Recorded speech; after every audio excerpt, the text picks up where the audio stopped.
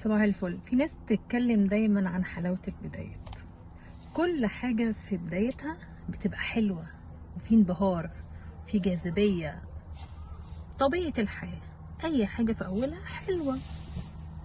الحلو بقى إنك تستنى شوية على الحلو الأولاني ده، تستنى لما العلاقات تقدم والعشرة تطول والمواقف تظهر وتبان.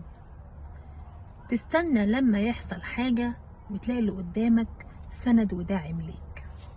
مش كل حاجة البدايات لازم العلاقة تقدم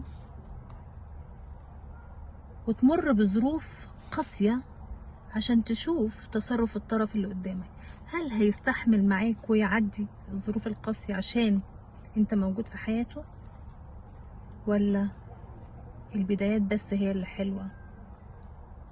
هل لما تقع بتلاقي ايده بترفعك وتسندك وتقولك ما تخافش انا موجود، ولا مع اول ظروف قاسية بتمر بيها بتلاقيه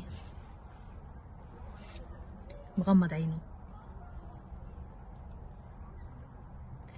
يا ريت علاقاتنا كلها تبقى بدايات. شايفين حلاوة البدايات شكلها بيبقى حلو ازاي؟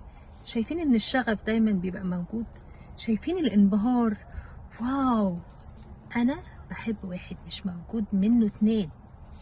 كلنا بنشوف الحتة دي.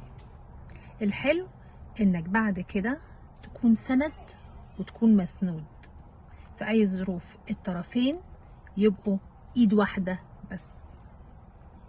احسنوا الاختيار في الاول، الاختيار عليه عامل مهم جدا جدا جدا. لازم في حلاوة البدايات تكون بتمر بمواقف وحاجات علشان بعد كده ما تندمش على اختيارك. احسنوا الاختيار.